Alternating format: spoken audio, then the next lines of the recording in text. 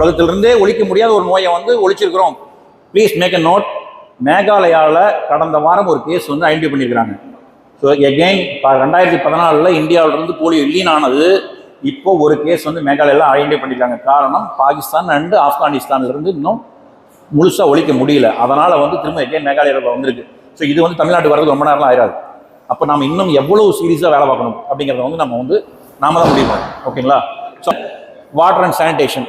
Water and sanitation இது வரைக்கும் என்னென்ன கிராண்ட்லாம் பண்ணியிருக்கிறோம்? நம்ம ஆர்ஓ நிறைய கொடுத்துருக்குறோம். அப்புறம் வாட்டர் ஹேண்ட் வாஷ் ஸ்டேஷன் கொடுத்துருக்குறோம். அப்புறம் டாயில் பிளாக் கட்டி கொடுத்துருக்குறோம். இதெல்லாம் நம்ம பண்ண ப்ராஜெக்ட்ஸ். ஸோ அடுத்தது வந்து community development, community and economic development என்ன பண்ணியிருக்கோம்? இந்த வருஷம் போன வருஷம் என்ன கொடுத்தாரு நம்ம கவர்னர் ராகவன்?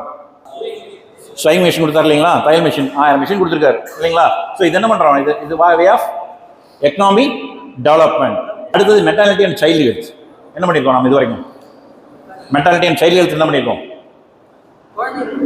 குழந்தைங்களுக்கு மெடிக்கல் எக்யூப்மெண்ட். உதாரணத்துக்கு வந்து பார்த்தீங்கன்னா நம்ம திருச்செங்கோடு கிளப்பில் வந்து என்ன பண்ணியிருக்காங்க? பிறந்த குழந்தைக்கு என்ன கொடுத்துருக்காங்க? யாரும் சொல்ல முடியுங்களா?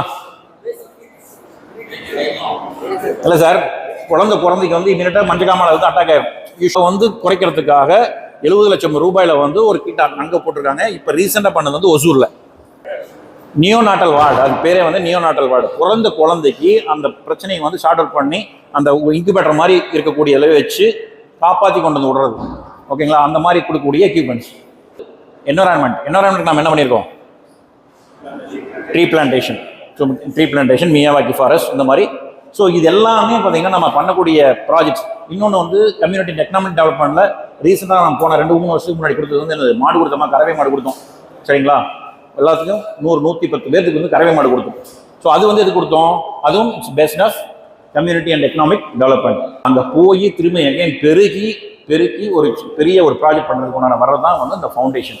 ஸோ இந்த ஃபவுண்டேஷன்ங்கிறது வந்து as a நியூ மெம்பராக we should understand எதுக்காக இது, என்ன பண்ணுறோம், இதன் மூலிமா எத்தனை பேர் பெனிஃபிட் ஆகுறாங்க அப்படிங்கிறது இப்போ கற்றுக்க முடிஞ்சதா இல்லைங்களா? ஓரளவுக்கு தெரிஞ்சிச்சு இல்லையா? அட்லீஸ்ட் இப்போ என்ன அப்படிங்கிறத தெரிஞ்சுக்கிட்டிங்கன்னா அடுத்து வரக்கூடிய செமினார்ஸ், அடுத்து வரக்கூடிய இன்னும் இன்வால்வ் ஆகக்குள்ள வந்து you can get more knowledge about rotary foundation. Thank you one and all.